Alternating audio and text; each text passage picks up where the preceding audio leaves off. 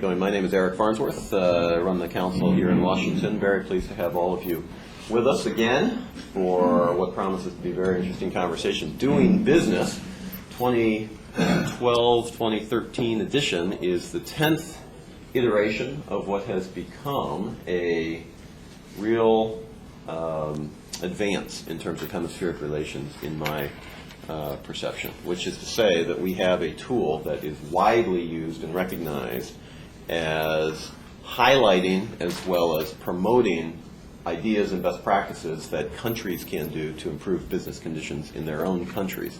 Obviously, it's not coercive. It doesn't require anybody to do anything, but it compares countries to each other, not just in the region, but also around the world, as well as compares countries to themselves year on year. And so we have a benchmarking exercise that really for the first time in the hemisphere gives all of us who live and breathe business conditions, investment climate, economic development and growth, gives us a real tool, a powerful tool that is, in my view, as I say, it's not just cutting edge, but it's also very, very valuable, not just for the academic and policy communities, but for governments and practitioners. There are governments in the hemisphere that use this essentially as a roadmap for what needs to be done in their countries, and we've seen that in countries like Colombia, and I suspect we're going to hear a little bit about Colombia this morning, and also countries like Costa Rica and others. At the same time, there are countries that are moving backward, according to this report, and we'll probably hear a little bit about some of those countries as well. So we have the author and leader of this effort with us this morning, Augusto Lopez-Claros, and he's brought a couple members of his team as well to be able to discuss the report, what's in it, what it portends, some trends perhaps, and some ideas for best practices. This is really a fine team that's been put together by the World Bank IFC, and we are, as I mentioned, very pleased to have you. This is an on-the-record presentation, so what you say can and will be used against you in a court of law and public opinion, but in any event, Augusto Lopez-Claros, as many of you know, comes to the World Bank from the World Economic Forum, where he led a similar exercise. He led, of course, the Global Competitiveness Report, which is another very, very important effort, global effort, and it is also a tool that's used worldwide in terms of both identifying and increasing global competitiveness. But he's got a very interesting career in addition to that. He has worked with Lehman Brothers in the private sector. He was the IMF representative in the Russian Federation in the early 1990s during a very interesting time in terms of transition in Russia. And he was right in the hot seat there and doing some very interesting work. His academic path is a PhD economist, which he received from Duke University in something that scares me to even contemplate, and that is in mathematical statistics. And in fact, I took one statistics class, and I barely got through it. So to get a PhD in the topic to me is, well, PhD in economics, but the diploma in mathematical statistics from Cambridge is very impressive. So we're very pleased to have you. And he will have to depart close to 9:15. And so as we continue on at that time with the question and answer period, we're going to have the privilege to have Jean-Michel Loubet with us. And Jean-Michel is also a senior member of the Doing Business team. He has had experience at the IDB and also the OAS, and his area of concentration is in terms of investment climate issues, corporate governance, and helping companies and countries really work better. And this, of course, is also of high interest to the Council of the Americas. Much of what we do, in fact, in the hemisphere, revolves around investment climate issues, rule of law, investor protections, fairness in terms of corporate governance, transparency, and all the rest. So these are issues that are close to our heart. Augusto has a presentation, and so we've got the screen here for those of you who may want to follow along visually. With that, thank you again for joining us, and over to you. Thank you, Eric. Thank you very much. It's a pleasure to be with you today. I apologize that I have to leave a little bit before the scheduled conclusion of this meeting, but something came up and we have to do actually a briefing on doing business for senior management at the bank and some visitors from abroad, and this came up just a couple of days ago. As Eric mentioned, this is the 10th anniversary report of doing business, and we took advantage of this opportunity to basically take a look at the data on a kind of a longer-term perspective, rather than focusing a little bit on what has happened on the last cycle, where progress has been made, where countries may have faced some setbacks. We decided to basically ask ourselves, what sort of insights can we actually derive from 10 years of accumulated data on the kinds of indicators that are tracked by doing business. And so what I'd like to do is just over the next few minutes, I'd like to sort of show you some of the interesting trends that are coming out of this sort of longer-term look. Well, since you all have a paper presentation, right? Or not? Okay. It's not there on the okay. We'll have to follow along on the screen. Okay, and how does one?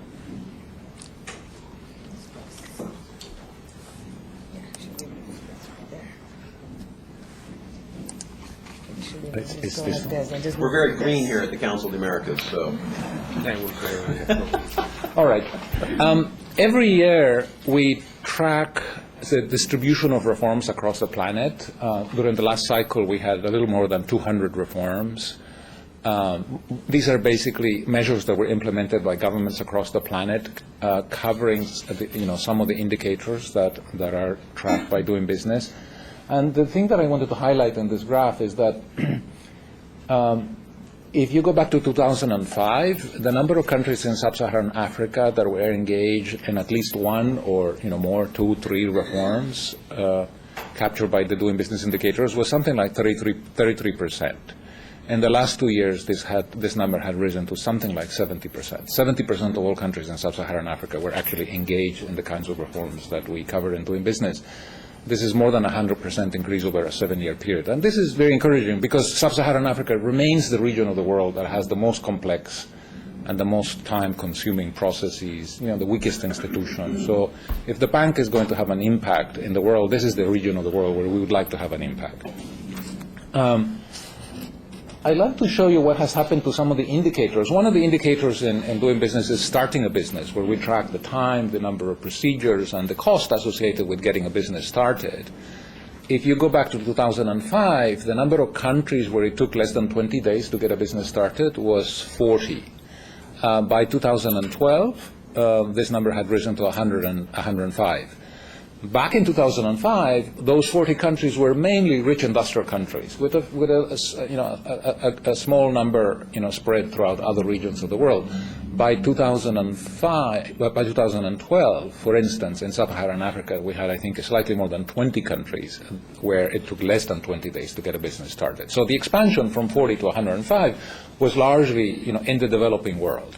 Now, you might say, well, what's the significance of this? It's nice that it is easier to get a business started, but is there a kind of a macroeconomic counterpart to this? Is there a real economy counterpart to this? And here, actually, if you go to the literature, there are a number of papers that basically have established that, for instance, those countries that make getting a business started more difficult, through bureaucracy, red tape, burdensome regulation, are also countries that have higher levels of corruption.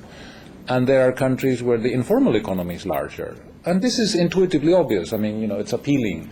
If you are a budding entrepreneur somewhere in Africa and you have an idea and you want to get your business started, but it turns out that the cost is onerous, you have to bribe officials, you have to, do all kinds of, jump over all kinds of hoops,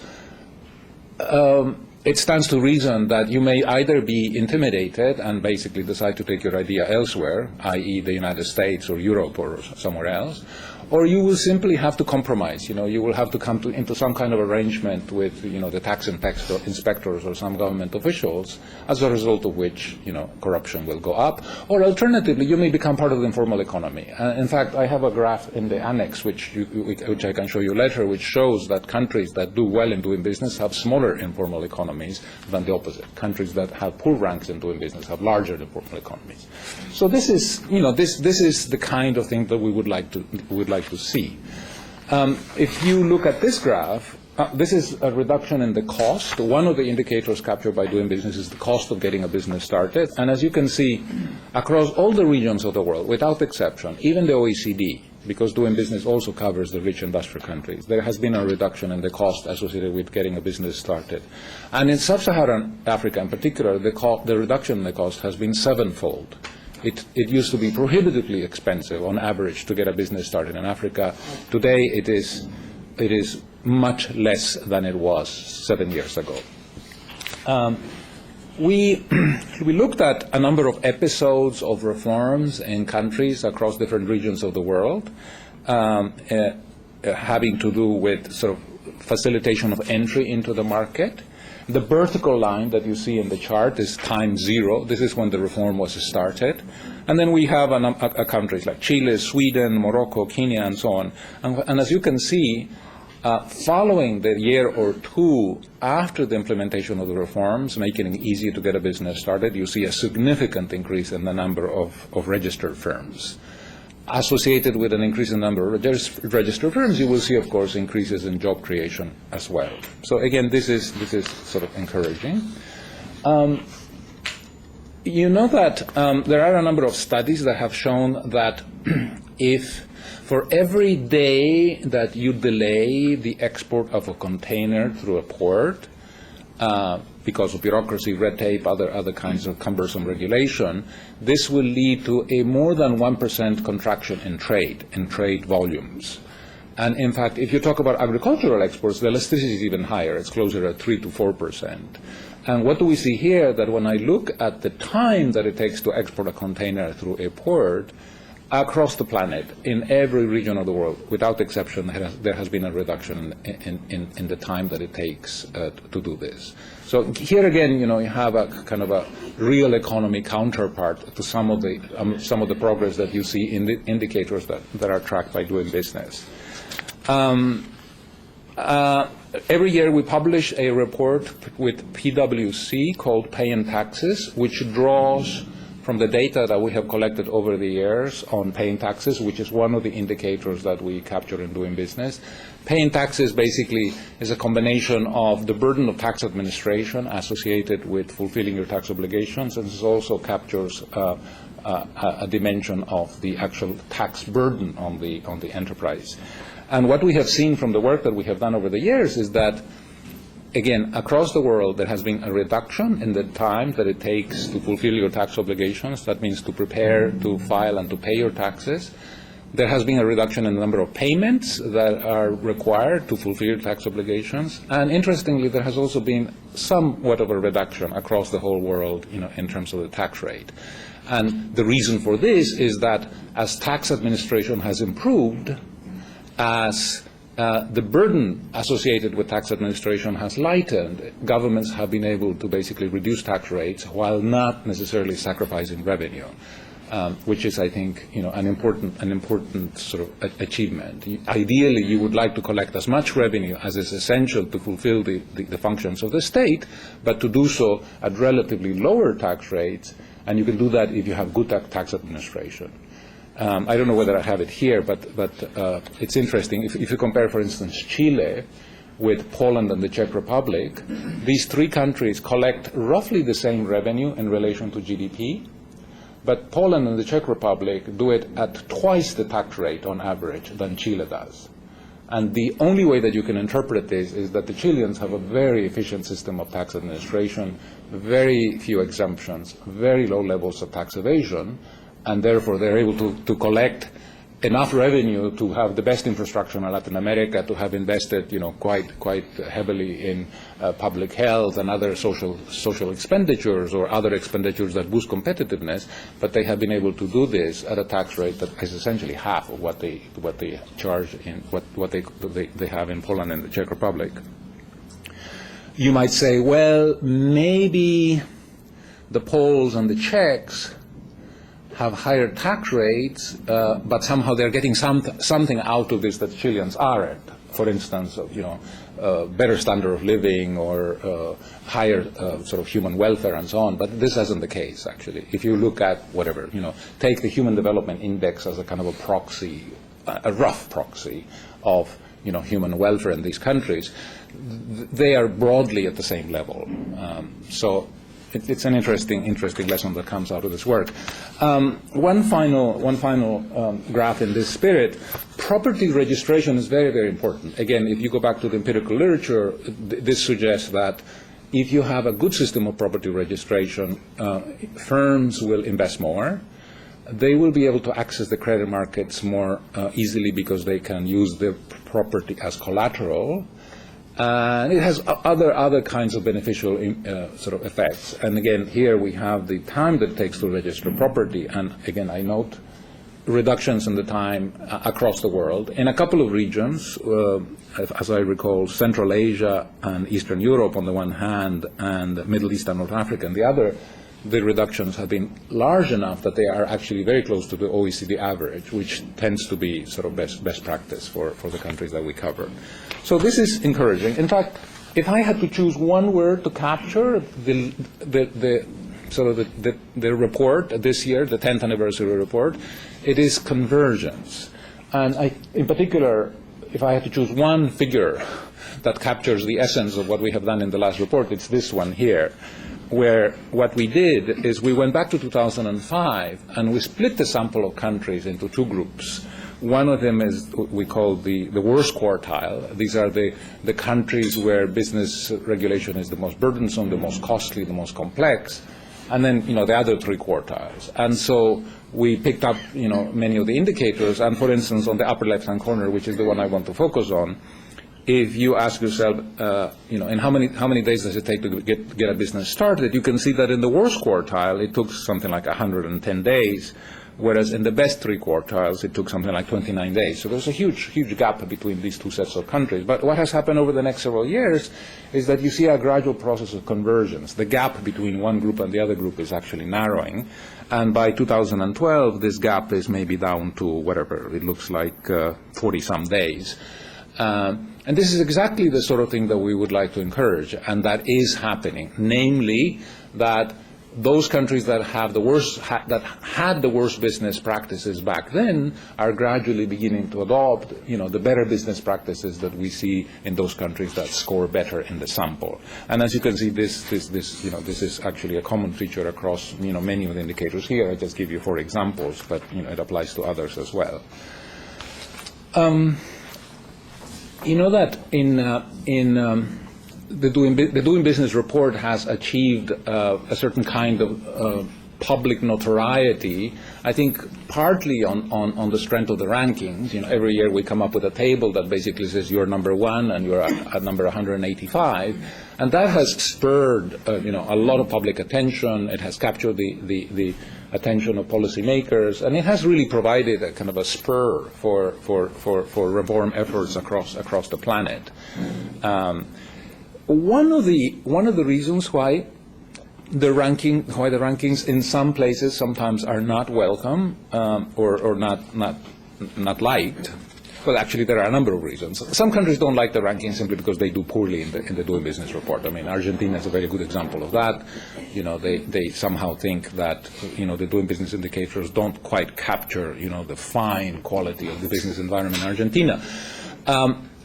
Other countries, and this criticism I would regard as being somewhat more substantial, other countries come to us, and this has happened to me, and they will say, look, we did this, we did that, we improved here, we improved there, and this is actually not reflected in the rankings. We're stuck where we were before, or in some cases, we've actually fallen in the rankings. And this can actually happen because, think yourself of, you're participating in a marathon race, and you can run throughout the 2.5 hours, and you still fall behind from the moment you started because others are running faster than you are. And so you're making progress. You're closer to the end goal after a few hours, but you're still way behind because others are better prepared than you are. And this can be discouraging. It can sort of deflate your enthusiasm for the Doing Business indicator. So one of the things that we did a couple of years ago, last year in fact, as an innovation is, thinking, is there a way to present the data in a way that that would complement the aggregate rankings, but that would actually encourage rather than discourage many of these countries who are engaged in reforms. And so this is what we came up with. And I just like to spend a minute or so because it's really it has been remarkably successful. It has been extremely well received by our clients, ministers and officials in many parts of the world. And basically, as of last year, we had 9 years of data. We had 3 dozen sub-indicators because each indicator has, subcomponents. And so we were able to ask, questions such as, for instance, if we look at the indicator called enforcing contracts, and if we ask ourselves, where is it easiest to enforce a contract in terms of the time? Where is it quickest, to basically, if you have a problem with a supplier and it becomes a legal issue and you have to have access to the courts, where does it take less to enforce a contract? And just looking through the sample, we discovered that it is in Singapore. In Singapore, it takes 5 months to enforce a contract. In other countries, it takes 3, 4, 5, 6, 7, 8 years. And so that's that. We think that when it comes to time to enforce a contract, Singapore, in some sense, is best practice. Then we say, are there countries in the world where it actually costs nothing to get a business started? And it turns out that, there are a couple. In Denmark and in Slovenia, you want to get a business started, it's zero. It just doesn't cost anything. In New Zealand, I think it costs a couple of dollars because when you click send in your online, they actually charge you a very tiny fee for the cost of administering the system.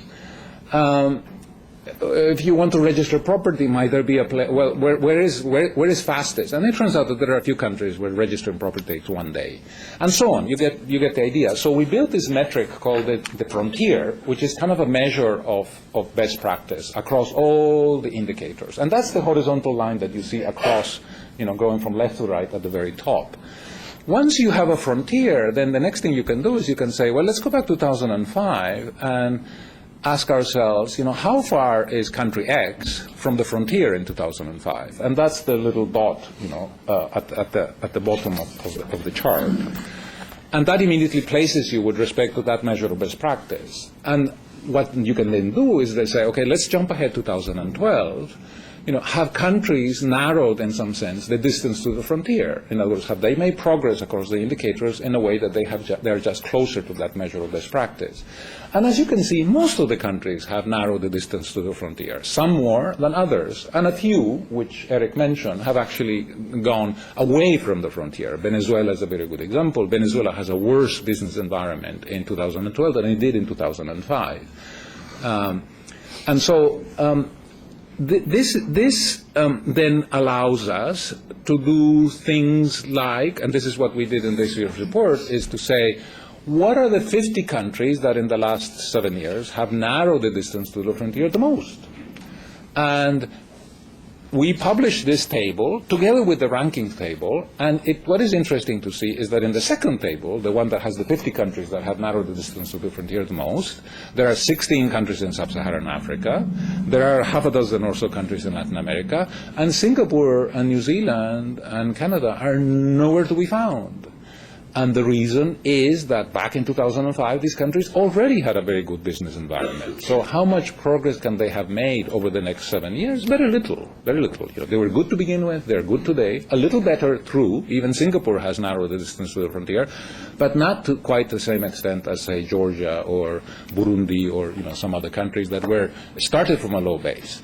And this has been quite encouraging. And as we move forward, we will do this. We will report, hopefully, both sets of results, with an increasing focus on the distance to the frontier in terms of the analysis that we do. This is the distance to the frontier for Latin America, and as you can see, most countries have narrowed the distance, some more than others. It's just a kind of a subset of the earlier graph. Let me move on.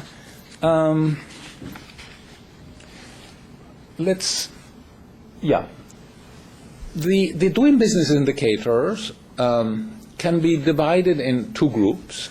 There are some that track the cost and the complexity of procedures. There are others that have, these are like starting a business, paying your taxes, getting a construction permit, registering property, and so on. And there are other indicators that are that have more to do with strengthening institutions. This is, for instance, protecting investors, resolving insolvency, and so on. And you can actually split the indicators into these two families, and then you can plot the regions of the world. On the horizontal axis, we have complexity and cost of procedures. On the vertical axis, we have strength of institutions. And what you can see is that, the OECD, which is the bubble on the upper right-hand corner, is the country, the region of the world that has the least complex and least costly procedures, the strongest institutions. At the other end, we have sub-Saharan Africa, which, as I said before, notwithstanding the progress of the last several years, remains the region of the world with the most complex and costly procedures and the weakest institutions. And what you can see is that doing business, in some sense, is about moving countries, from the left to the right, from the lower left-hand corner to the upper right-hand corner. We want procedures to be less complex, less costly. We want institutions to be stronger. And as they do that, they basically, improve the business environment. Here we have the Latin American region spread in the same set of axes. And as you can see, on the upper right-hand corner, we have countries like Colombia, Peru, Chile, Mexico, countries that have moved up in some way over the last years. Chile remains the country with the best business environment in Latin America, according to the indicators that we track. And then we have others on the lower left-hand corner. Latin America, as you can see, is fairly spread out, throughout this sort of 45-degree line.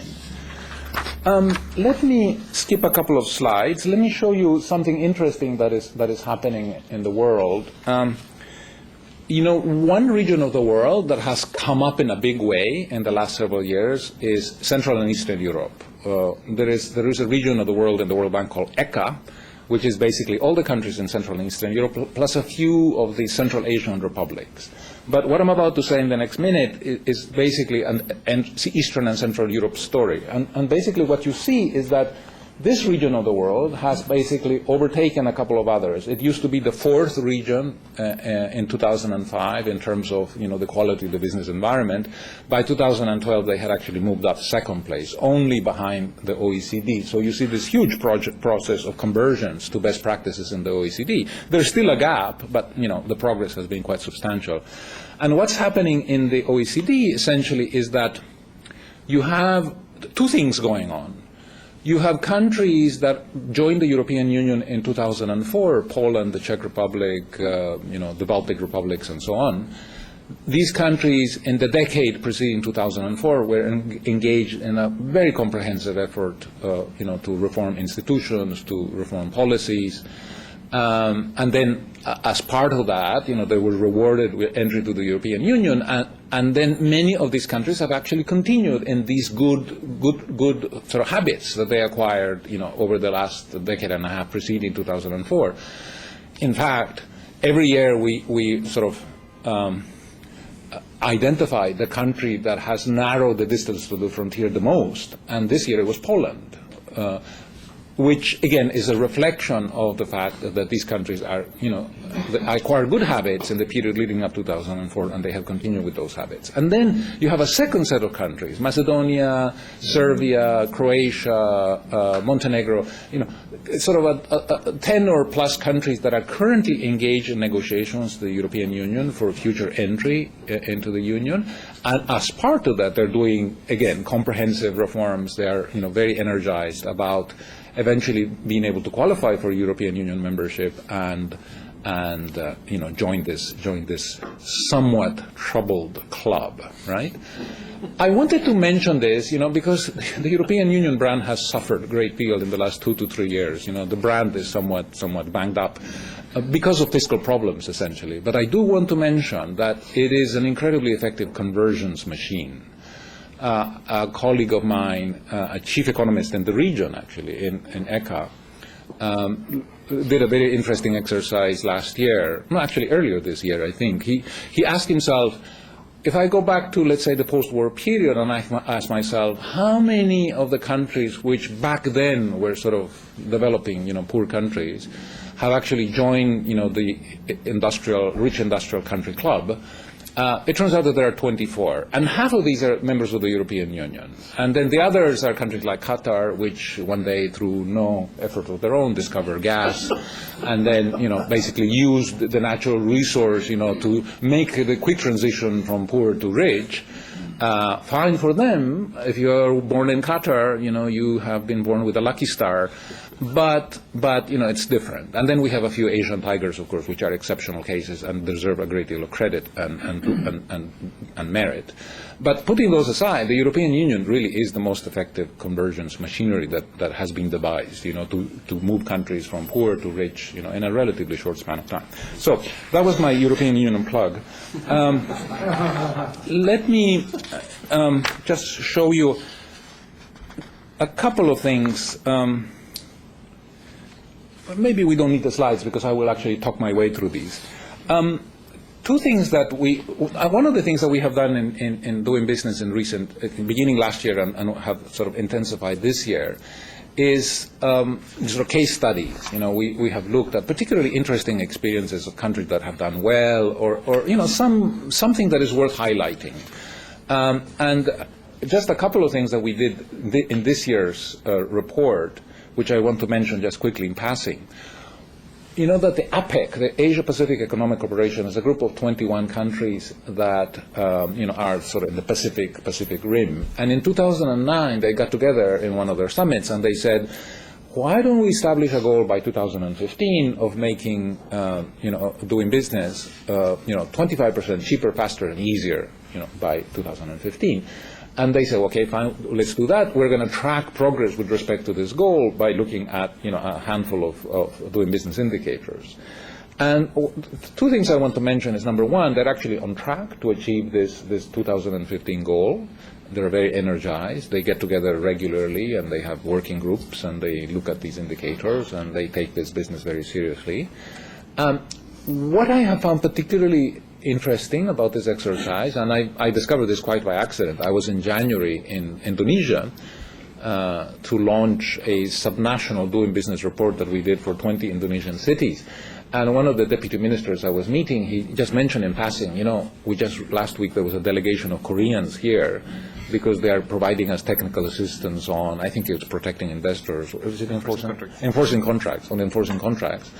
And I said, well, how interesting, how's that happening? And he said, well, what we did in the APEC in the context of this initiative is that early on, the APEC chose 6 champions. These are the countries that do very well on the doing business rankings, Canada, Korea, the United States, and so on, Japan. And so what was agreed is that the champions would provide, knowledge and know-how and technical assistance to the non-champions. And so as part of these bilateral relationships, Korea decided that it was going to provide technical assistance to Indonesia on enforcing contracts. And the deputy minister then, with a big smile on his face, he said, it's impossible to please the Koreans. They come here every couple of months and they always say, you haven't done this, you haven't done that. I mean, you guys, where is your self-respect? Come on, get your act together, and so on. And he said, well, he was, actually, there was no sense of resentment at all. He was just saying, that's our reality, and the Koreans are so far ahead. But we're grateful that we're getting this technical assistance. And so when I came back, I urged my team, let's do a case study on this. And so sure enough, the Japanese are providing technical assistance to Thailand on trading across borders, and then sort of all these bilateral arrangements. And this is totally on the margins of the World Bank. We have nothing to do with it. We just deliver the data. We put the data on the website in the report, and then countries are using it actually and leveraging the data, to promote reforms. And this is very, very encouraging. The other case study, and this is to conclude, I'm looking at my watch, and I'm going to do something which I don't like doing, and which actually, if you think about it, doesn't give a very good impression, which is basically to share all these ideas with you, and then basically to tell Jean-Michel to pick up and take up all the heat, But one of the criticisms, quote-unquote criticisms, against doing business by some of the countries that don't like doing business, such as our colleagues in Beijing, is that they say, and this actually was said to me across the table last August, and I think Jean-Michel was there with me, so he can bear witness to this. is basically, well, how do you reconcile the following two sets of facts? China gets an enormous amount of foreign direct investment on the one hand, and of course we don't do so well in your doing business rankings. It's true, they rank 91 among 185 countries. And so they think that basically this is a kind of a contradiction that somehow undermines the credibility of the numbers. And so it was an interesting question. We looked at it. By the way, we did, of course, have an answer to that particular criticism, which is essentially that many countries focus on the headline number, so many billions of foreign direct investment. And, of course, the number in China is large. But I think that you will agree with me that $1 billion of investment to China is not the same thing as $1 billion of investment to Estonia. So if you're going to compare, these figures meaningfully, you have to use some kind of, denominator, measure foreign direct investment in relation to GDP or measure it, on a per capita basis. And once you do that, the picture that comes out is actually quite different. And so we looked at the data, and a couple of things. First, when you look at FDI on a per capita basis, the numbers are roughly as follows. China gets roughly about $100 per person, a little less than $100 per person. I think it's 92. Chile, which has, of course, a much better business environment, gets about $1,000 on a per capita basis, 10 times more. And then Singapore, which is the number one performer in doing business, gets about $12,000 per capita. Of course, Singapore is a special case, and so we could perhaps, pick the next one.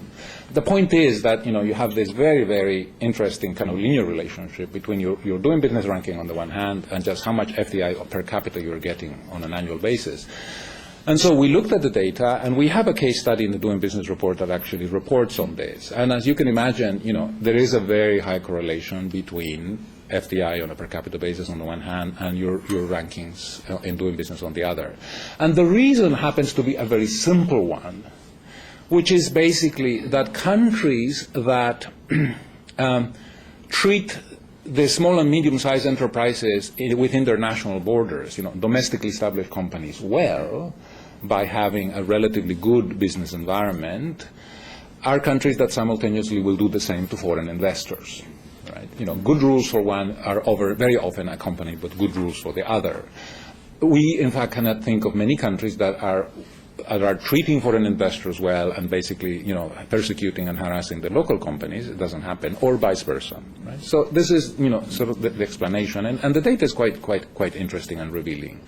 And so basically, the answer to this criticism about FDI flows and how does one reconcile that with doing business rankings, can be turned around, and one can ask and say, how much more FDI would a country like Indonesia be getting, if in fact it had a much better business environment and it performed well on many of the dimensions tracked by the doing business indicators? And the answer to the question is probably a lot more. I think I have time for about a couple of questions before running off. This is just to show you that we're actually able to answer questions here. Well, first of all, thank you very much. That was outstanding, and there is a huge amount of material there that I think we could follow up with. Two things that occurred to me as you were making the presentation is, first of all, that so often in the Western Hemisphere, in the Latin America community, in the policy community, we talk about Latin America as if it's disaggregated from the rest of the world. It's its own special case. It's outside of the global circumstances or whatever. You have put this into a broader global context, which I think is tremendously helpful. Because as I mentioned at the beginning now, we're understanding better how countries are doing in the region, but also against their counterparts globally. And the fact of the matter is the international investor community doesn't look at countries simply as a means to invest only in that country, but on a competitive basis with the rest of the world. So I think that's very, very important. And I think the second thing is your example of APEC, I think is tremendous. First of all, because I think there's a lot to be learned in the Western Hemisphere context of what APEC has been doing on trade and investment, but more specifically the idea of bringing benchmarking of the Doing Business report into the actual community of things that APEC is trying to do, and putting friendly, but pressure nonetheless on each other to improve, I think that's something that frankly needs to be considered in the Western Hemisphere context. And what you said about the example about Korea and Indonesia is very revealing to me, because if you have two countries that are truthfully economically competitors and yet they are respecting each other, you know, the truth of the matter is in the Western Hemisphere, I could think of many examples of countries who are doing very well, who might offer assistance, and that assistance would actually be resented as opposed to appreciated. Right. And it's a complete turnaround in terms of the comparison. I also really appreciated your example of the European Union, because you get these ideas of convergence, and I think, this is my own personal view, we need to do a much better job in the Western Hemisphere of bringing these types of things together so that we work to ratchet up improvements among all of us. And I think that's very, very important insights. And I know that I'm cutting into your Q&A time, but I really wanted to make those points in support of what you were saying. Well, let's take advantage of the remaining few minutes here, and if there are questions that might be on your mind before our speaker departs, and then he has his team here as well to continue the Q&A session. But comments, questions, ideas, thoughts? Yes, please. Identify yourself by name and organization, and here we go. I'm Michelle Brooks from the Department of Commerce. I'm the Caribbean Desk Officer. Where do you see the Caribbean? Good question. The smaller islands in the Caribbean, like the Barbados, Dominica, and Grenada. Yeah, you know that there is a chart which I skipped, which shows the rankings for the entire LAC region, including the Caribbean. And I know that in the printed version, it has come out a little bit fuzzy. Perhaps I will ask Jean-Michel to help me identify some of these. But as I remember, when I looked at it last night in my office, I don't know whether you have your copy, but can you read it? Well, let me move, and I can't read it on my hard copy because it doesn't. Well, we have Chile, Peru, and Mexico at the very top, with the best 3 rankings in Latin America. And then, as I see, we have St. Lucia, we have Panama, we have Dominica, we have Trinidad and Tobago, and so on. As you can see, the Caribbean does actually quite well on a sort of throughout the region.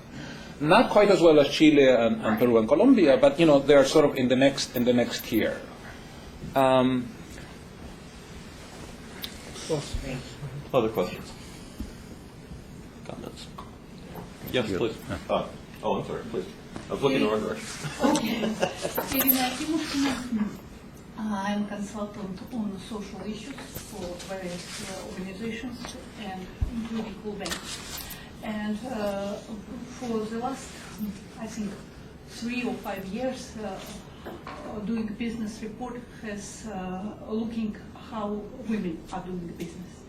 And according to some studies in ECA region, women are really not so interested to be in business, small, medium, and for like topest business we cannot find. This is the whole picture.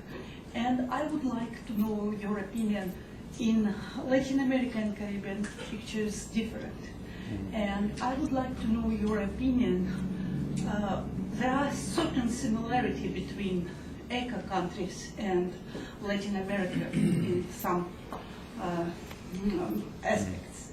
But speaking about women's business, how you explain this phenomenon that women doing business much better in Latin America and Caribbean than in ECA? Okay.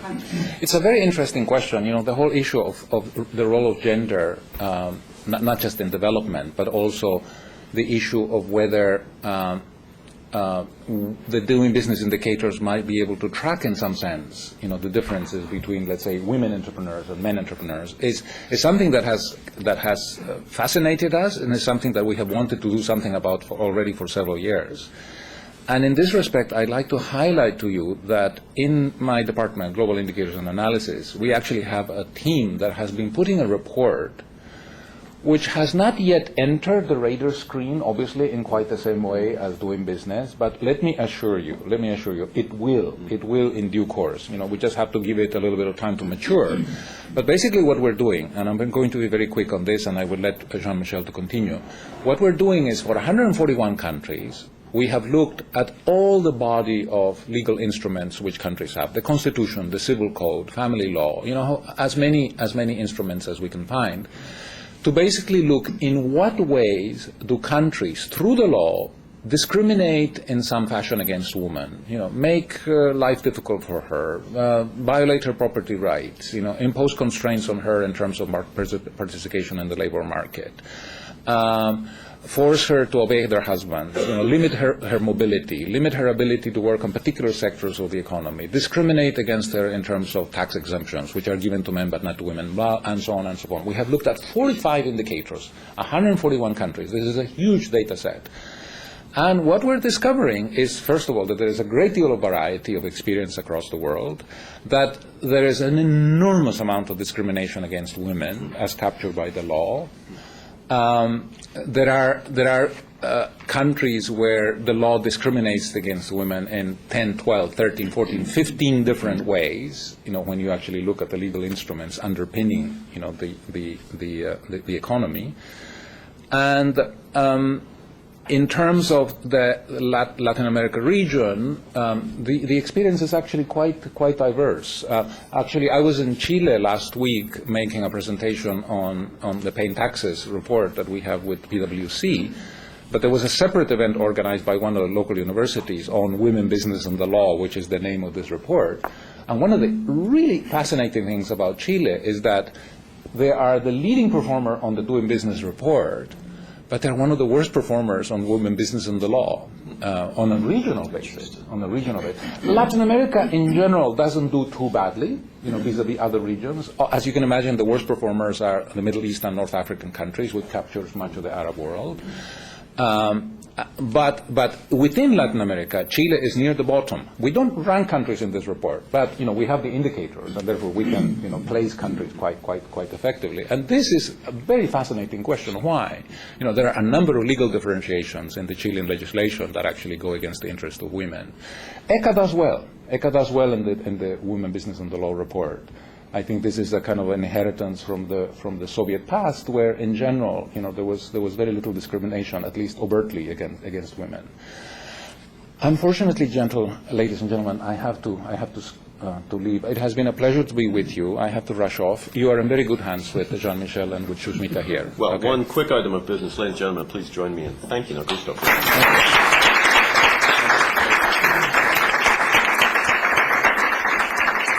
Michelle, why don't we have you come over here, because the microphones are here. Sushmita, where did you go? She can move over as well, and we'll continue the conversation. We have probably about 20 more minutes to get further into the reports, but as I mentioned, Jean-Michel Louvet is senior member of the Doing Business team at the World Bank, and Sushmita, we've just taken your name in vain. Why don't you come on over there? And specializes in investment, climate issues, corporate governance, and all the rest, but is fully versed in terms of the other indicators as well. So let's continue the conversation. Ambassador Alec Watson, please. I'm Alec Watson from Hills & Company, and this is a fascinating presentation. And I want to ask you a question, knowing full well that it may be impossible to answer because of the great variety of different circumstances. But you're talking about sort of baselines and then moving toward improvement.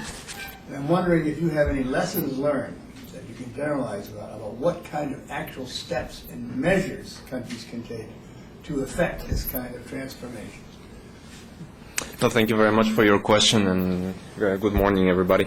That's a very interesting question. Through the World Bank, we interact a lot with governments, and we always receive this question: what are the lessons learned? How can we improve? How can we facilitate doing business? And the rough idea that we are seeing now is that, governments that have been successful in implementing investment climate reforms, they take a dual strategy.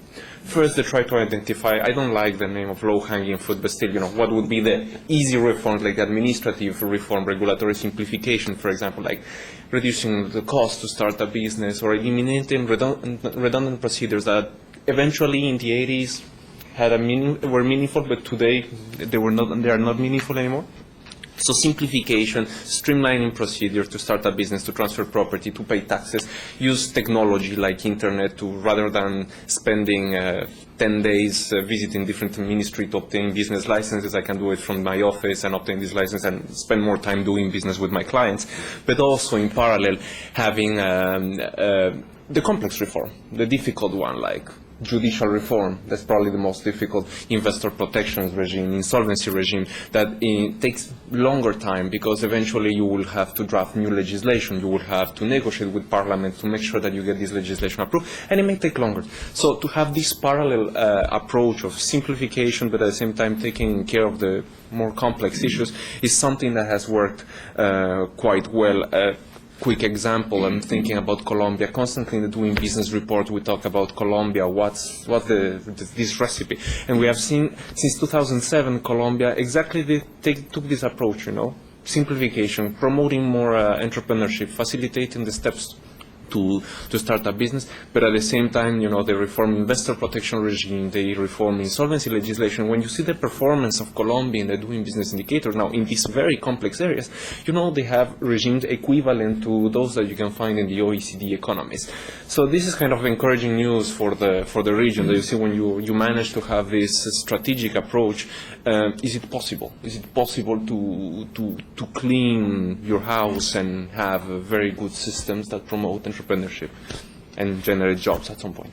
I just add one quick footnote. In many countries, the very bureaucracy is how people make money. Exactly. In Brazil, there was a famous sociologist named Deleuze Jaguaribe back in the 50s and 60s who referred to Brazil as the cartorial state. But the whole point of the state was to set up places where people could sit and give you the seal and get money. And that's how it worked. And so when you start to eliminate this, you're running into rather strong cultural and political barriers that you have to overcome, at least in some countries. No, I see your point, and it's a problem. That's the challenge for reformers, how to deal with with these problems. But again, we see that Eastern Europe, for example, another example that comes to my mind, Georgia. Always, if you go back to 2003, 2004, Georgia was perceived as one of the most corrupt countries of the world in general. And you see that through the implementation of these new rules, publishing, making information available, bringing this procedure to, creating this accountability, because as soon as you promote transparency, like these are the rules that you have to follow to start your business, these are the official costs, and spreading this information using different systems like pamphlets or websites, etc., these empower entrepreneurs to go back to this government administration. They're saying, starting a business cost X, but you're trying to charge X plus 5, this is not possible. Here is the law, here are the rules, please make sure that you comply with. And this has created some sentiments, of more compliance. It's a very difficult issue, and you have mentioned a very good example in Brazil that, there's a lot of different layers of administration, vested interest, so implementing this reform may take time, but it's possible. We have seen very encouraging results in Eastern Europe. I wonder if you could talk a little bit about extrapolating from Brazil, etc., but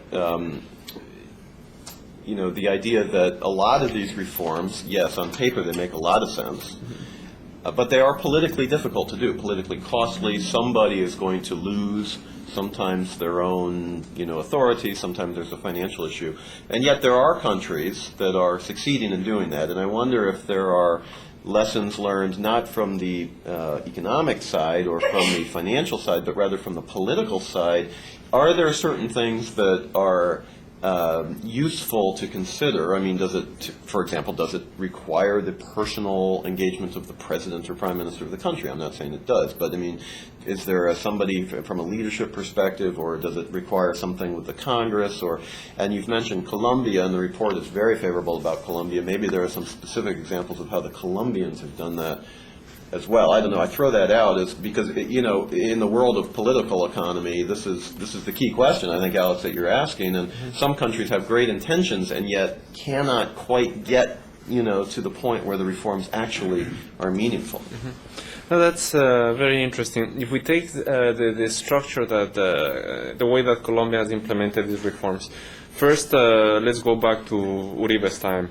He was the main leader of all these investment climate reform programs, but he created a steering committee because, doing business reform deal with so many different issues that goes transversal ministries. So you will have Ministry of Economy, you may have Finance, you may have the Land Registry, you may have the Company Registry that in Latin America are autonomous institutions. So you have to bring all these people together, and at the same time you need political leadership. So that's why it was important to have the president on top, but all the ministries align with the president, but also having technical groups, so all these reform technical work can be produced, and in case that something gets blocked because of vested interest, you have to report to the president, and the president will make an executive decision. You know what, we have to go ahead and we have to change this procedure.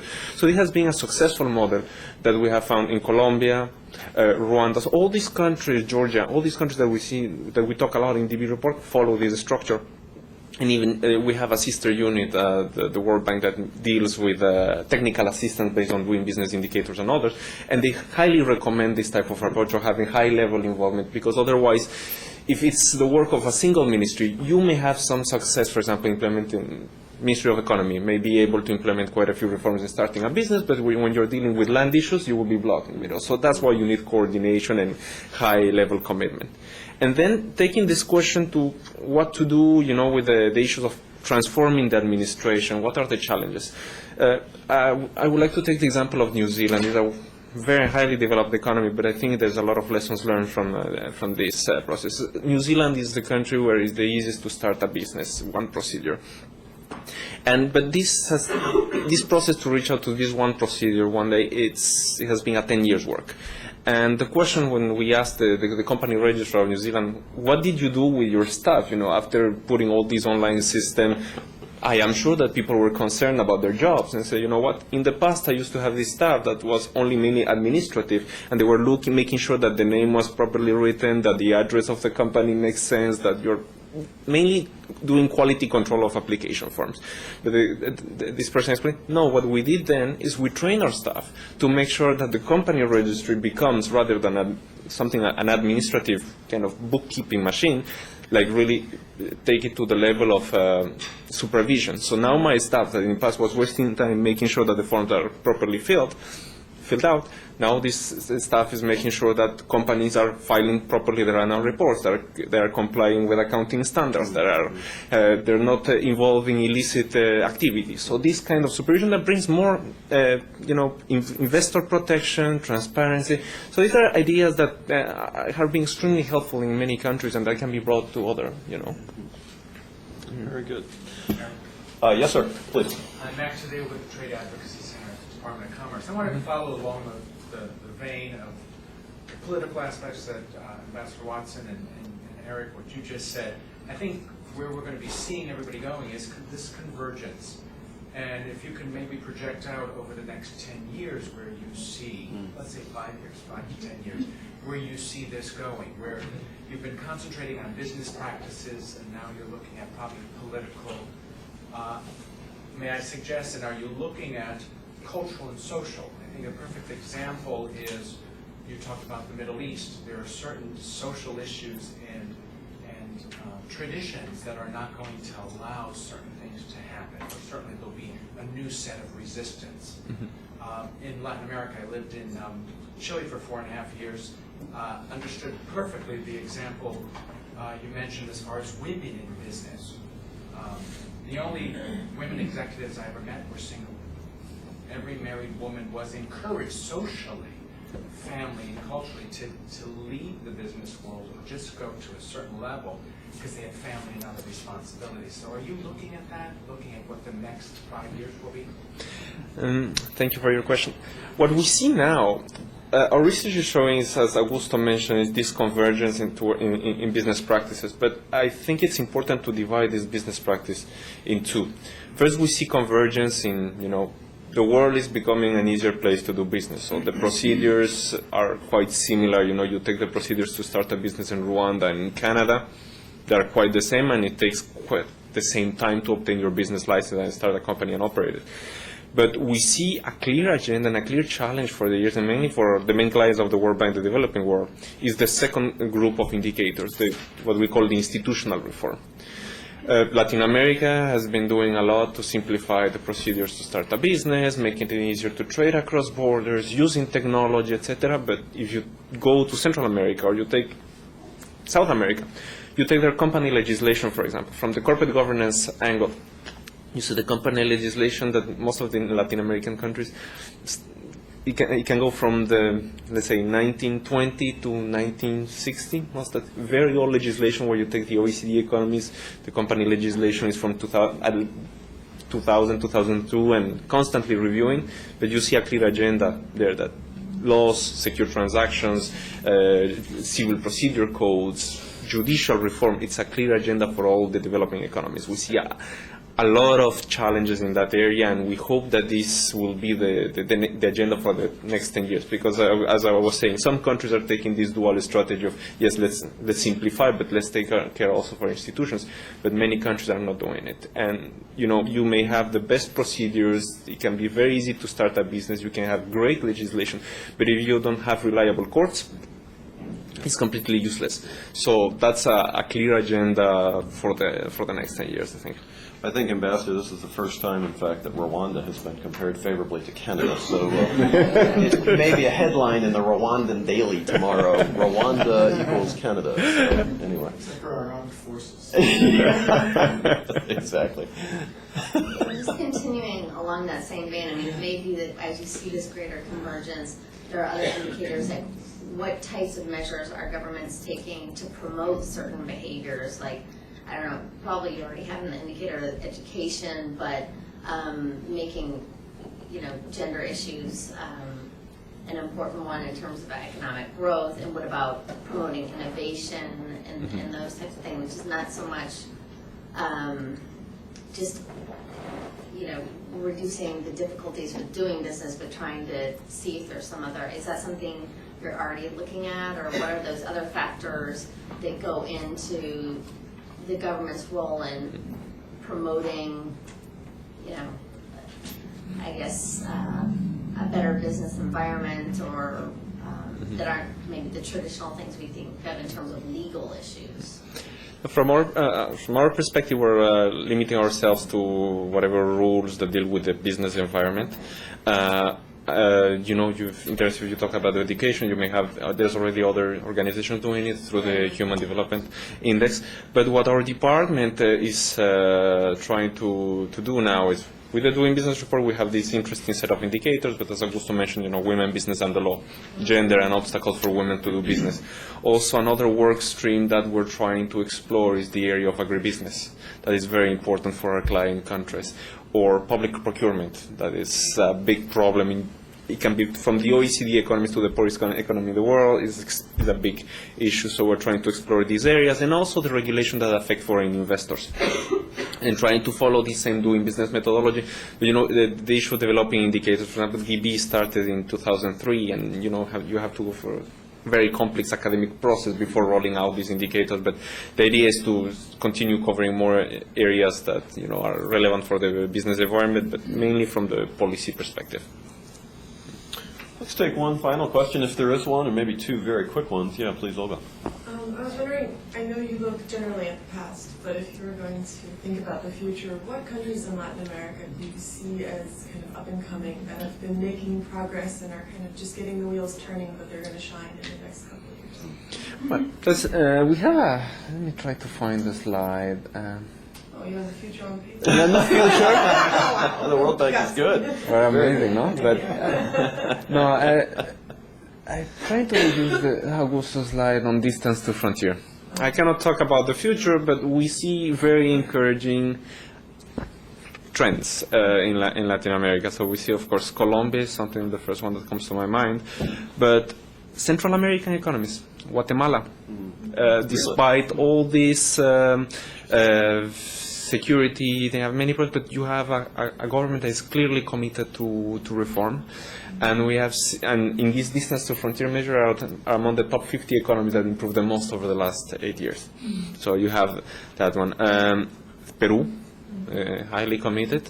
Dominican Republic, we see a lot of activities, but for example, we receive a lot of, government visitors a lot. For example, Panama seems to is already a very competitive country, but still, they're trying to find ways to reform and to make it even more competitive.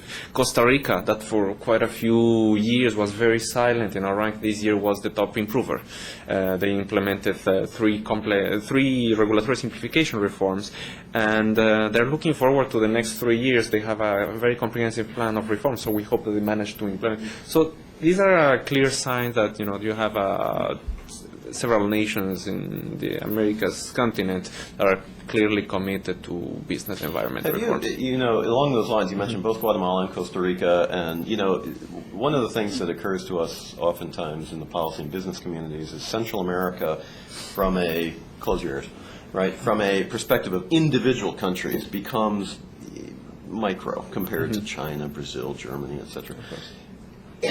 I wonder, would it make sense to begin to look at Central America as an entity in the doing business environment to encourage precisely what Augusto was talking about, convergence for the EU, the APEC and everything, and you get countries that are star performers like Costa Rica, etc., and you get countries that are frankly not star performers, but it holds the entire region back because the business community oftentimes looks at Central America as, obviously not a political entity, but as an economic entity. And to the extent you have those divergences and difficulties, and CAFTA doesn't quite bring all the countries together the way we hoped it would, at least at this point, is there a way to encourage that so that frankly Central America becomes what everybody hopes that it will be, which is a real economic stronghold and powerhouse?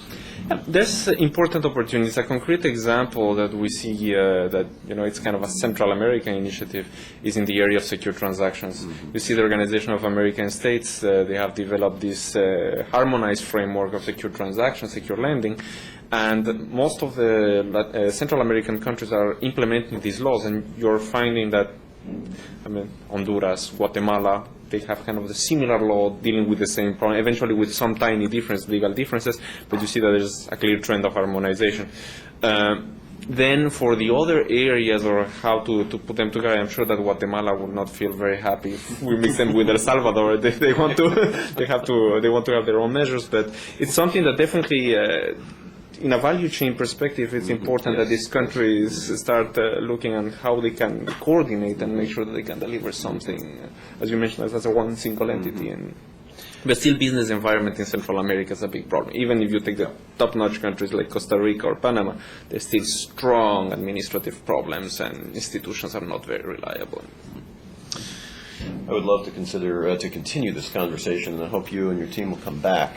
This has been very interesting. There is so much here. We are unfortunately at the limit of our time, but I think you can tell both by the level of interest from the group as well as the quality of attendees here, there's a lot of interest in these issues, and we think it's going to continue and frankly amplify. So congratulations for yet another outstanding report. And please come back to give us updates and when there's news to share, and we won't be shy about contacting you. Ladies and gentlemen, would you please join me in thanking you?